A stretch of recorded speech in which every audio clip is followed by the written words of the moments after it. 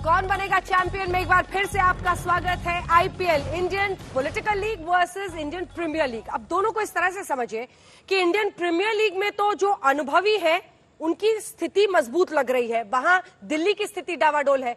लेकिन political league में जो अनुभवी महाशय थे वो डावाडोल दिख रहे हैं और जो नए वाले खिलाड़ी हैं तेजस्वी यादव वो फुल ऑन फ्रंट फुट पर बैटिंग करते हुए दिखाई दे रहे हैं। देखिए क्या है इसके पीछे की वजह है नौकरियों का वादा, वजह है उस दिक्कत को समझना जिसका सामना युवा कर रहे हैं। और एक युवा प्लेयर के तौर पर पॉलिटिकल लीग के इस मैच में तेजस्वी यादव ने वही समझ दिखाई है जिसकी वजह से ये आगे बढ़ रहा है। आमतौर पर जातियों के नाम पर वोट मांगने वाले लोग, बिहार में बेरोजगारी की गेंद ने इस बार गदर मचाया है और इसी वजह से पहली कैबिनेट की मीटिंग में के बाद ही पहला हस्ताक्षर मैं 10 लाख सरकारी नौकरियों पर करूंगा जब तेजस्वी यादव ने कहा तो उस पर लोगों ने भरोसा किया। एनडीए क्लीन बोल्ड इससे होता हुआ दिखाई दे रहा है। बचाव में बेरोजगारी को वो नो बॉल साबित कराने में लगे रहे और 30% युवाओं का रेफरल ये बताता है कि ये मुद्दा बना और इतना बड़ा मुद्दा बना कि एनडीए का ड्रेसिंग रूम भी इसी गेम प्लान में उलझ गया। कहने लगे हम 19 लाख रोजगार के अवसर पैदा करेंगे। सुनिए। न कोई जानकारी है कि कहां होगा। आजकल हम देखते कहता है इतना लोगों को नौकरी दे। अच्छा ऐसा कहीं है कोई दुनिया में जी? आप उतने लोगों को नौकरी दोगे तो बाकी को क्या ही दोगे? सबको दे दो। आप पैसा कहां से लाओगे? जिसके चलते अंदर गए उसी पैसा से होगा। क्या राज्य में तो नहीं पैसा होगा?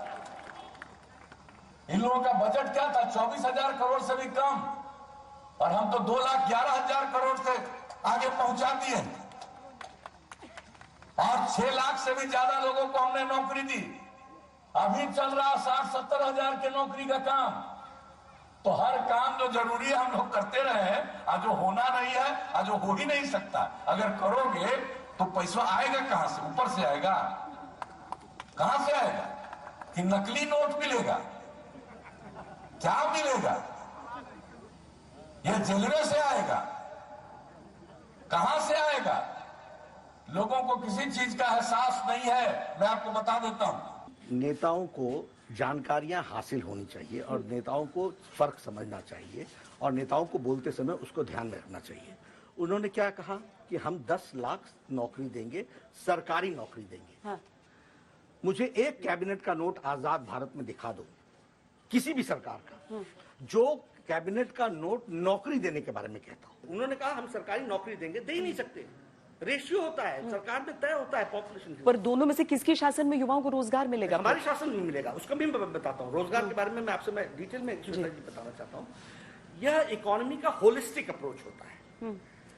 ऐसे 10 कॉलेजेस बनेंगे तो रोजगार मिलेगा, ऐसे 10 फैक्ट्रीज आएंगी तो रोजगार मिलेगा, ऐसे यहां पर इकोनॉमिक एक्टिविटी बढ़ेगी तो रोजगार मिलेगा, शॉपिंग मॉल्स खुलेंगे तो रोजगार निकलेगा। बीजेपी अध्यक्ष जेपी नड्डा साहब को आप सुन रहे थे। आपको बता दें 19 लाख रोजगार की बात बीजेपी की ओर से की गई, तो वहीं दूसरी तरफ नीतीश कुमार लगातार इस बात को गिनाते रहे कि दरअसल हमारे शासनकाल में बीते 15 सालों में 6 लाख रोजगार के अवसर हमने उपलब्ध कराए हैं, नौकरियां दी हैं लोगों को। लेकिन 10 लाख जिस नौकरी की बात कर रहे हैं तेजस्वी यादव वो पूरी तरह से गलत है। इतनी नौकरियां कैसे आएंगी? वैसे सत्ता पक्ष के बाउंसर से तेजस्वी यादव जरा भी नहीं डगमगाए, उन्होंने जबरदस्त हुक खेल दिया। फिलहाल स्थिति ये रही कि गेंद सीधे बाउंड्री लाइन पार करती हुई दिखाई दे रही है। देखिए उनका ये करारा शॉट किस तरह का रहा। हम बड़का झूठा पार्टी नहीं है। हमने कई इकोनॉमिस्ट से, कई विद्वान से हमने चर्चा की है, बात की है। हम तो लॉजिकली आंसर कर रहे हैं। हमको बोलना तो हम सिर्फ 10 लाख ही क्यों बोलते? बिहार की आबादी अगर 12 करोड़ है, 1 करोड़ बोल देते, 2 करोड़ बोल देते मोदी जी जैसा। लेकिन हमने 10 लाख ही नौकरी, सरकारी नौकरियां क्यों बोली हैं? क्योंकि 4.5 लाख नौकरियां खाली पड़ी हुई हैं। हेल्थ डिपार्टमेंट में, पुलिस डिपार्टमेंट में, इंजीनियरिंग डिपार्टमेंट में, आपका एजुकेशन डिपार्टमेंट में।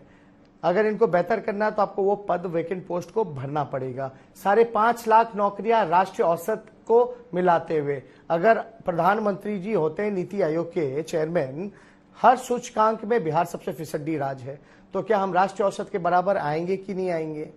कि हम बिहार पीछे ही रहेगा? तो वो 5.5 लाख हो गई, तो 4.5, 5.5 हो जाता है कुल मिलाकर के 10 लाख।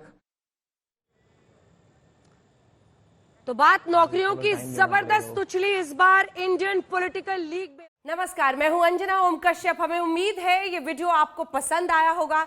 लेटेस्ट खबरों के लिए यूं ही देखते रहिए आज तक, और इस वीडियो के पसंद आने पर लाइक, शेयर एंड सब्सक्राइब करना ना भूलें।